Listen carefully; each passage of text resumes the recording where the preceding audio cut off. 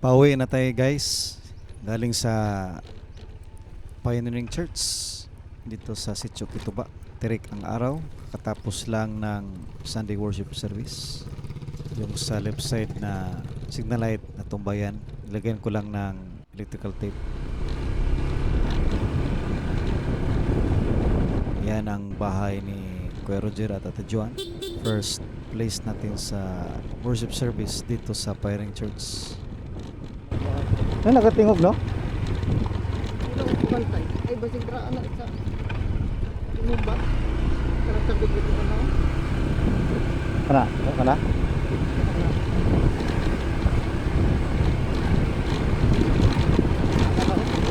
Masara? Kana ba?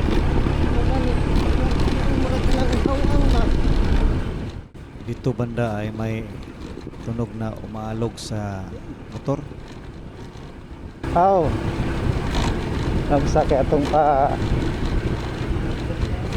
mga sulod. Oh, yung baksa. Stop muna tayo para ating matingnan kung ano ang nangyari. Yan guys, pauwi na kami.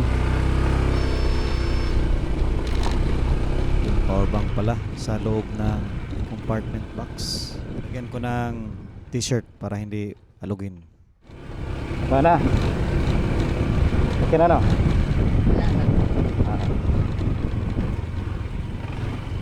Te! Ata na me? Dik! Sagbo to? Ayan si Ate Emma, isa sa church member natin sa Sitio Kituba, thanks to Commission Grace Gospel Church of Christ.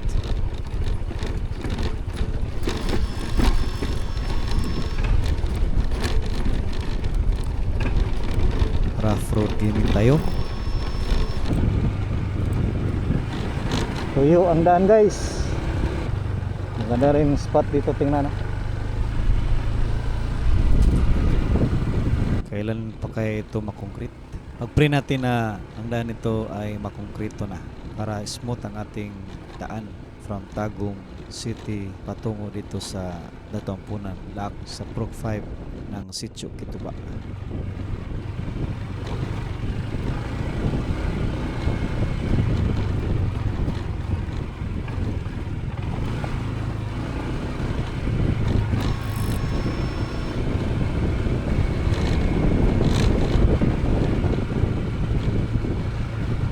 Ito ang kanilang mga produkto rito, mga saging, tundan, pinangay, kardaba. Itong mga tatlong saging ang makita natin dito.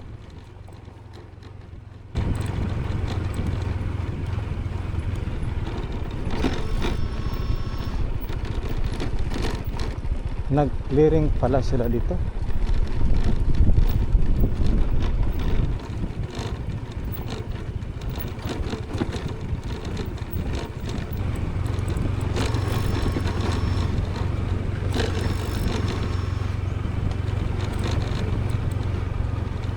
Wala pa ganong tao dito sa bundok. Kadalasan may mga ilan na residente at yung iba nagpupunta sa bukid para sa kanilang farm, mga pananim.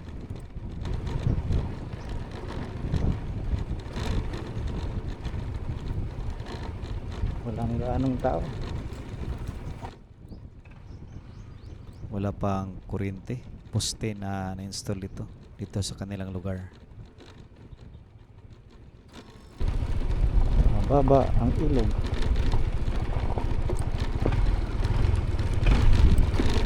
Siyempre crossing.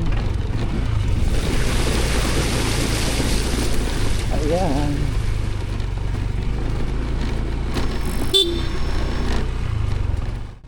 Nagsisirbato ako dito para aware ang kasalubong, makipot kasi ang daan.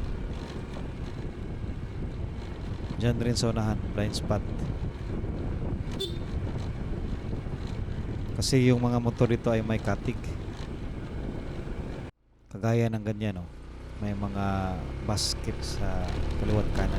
Nilagyan nila ng mga produkto na saging.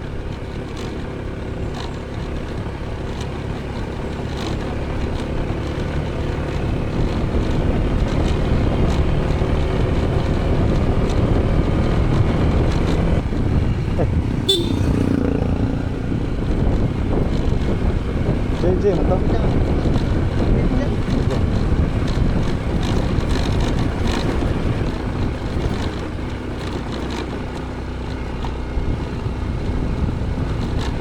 Ay, shipping pa.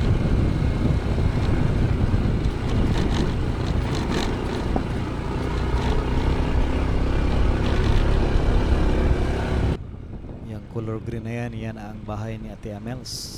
Isa rin sa church member natin dito sa Sitio Kituba Pioneering Church.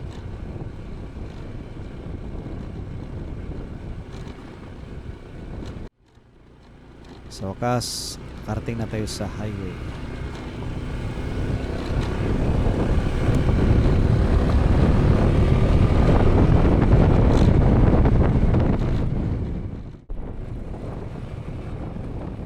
Pauwi tayo patungong Tagum City.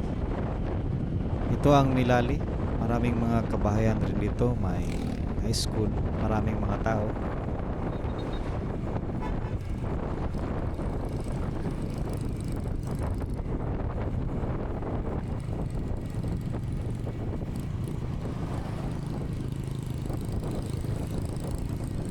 Sa kanan yan ang Nilali National High School.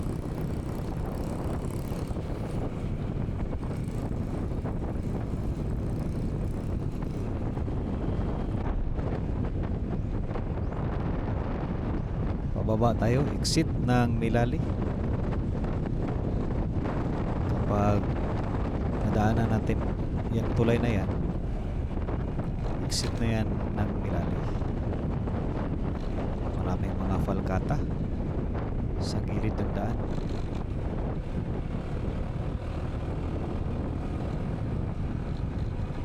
Dito na portion ay may landslide. Mabuti at pinatag na daan ito. Nung una ay masyadong malubak. Maraming mga falkata dito sa gilid ng daan, guys.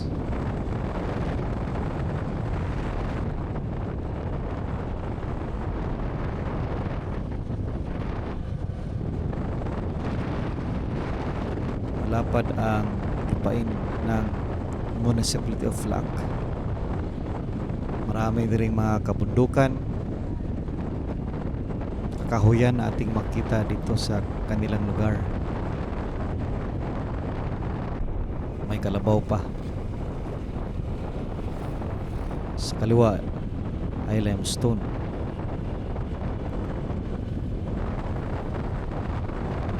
Two-lane road, concrete. Tungo sa kanilang municipal proper. Konkrito na, wala nang rough road na ating madaraanan. Yan ang kagandahan ng daan dito sa Lac. Pero sa mga liblib na lugar, rough road pa.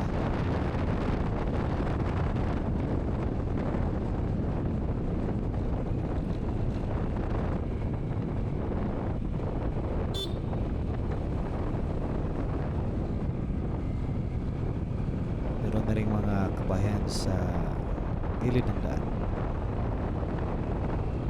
Ito, maganda itong spot na ito. Makita mo yung bukid sa unahan.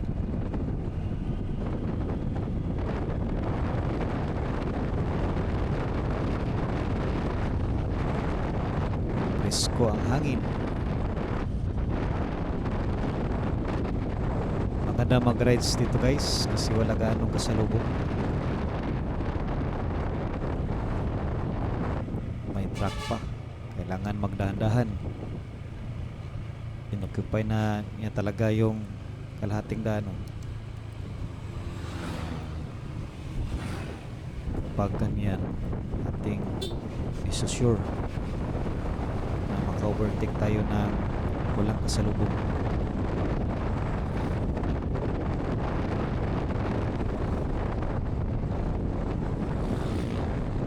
Nandito na tayo sa Lac proper. Sa kaliwa ang Ian Marketing.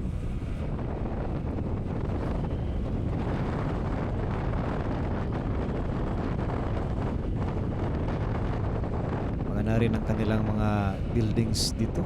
May terminal, market.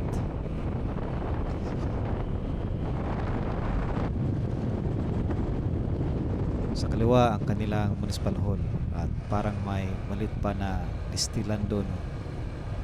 Malit na castle. Maganda tingnan.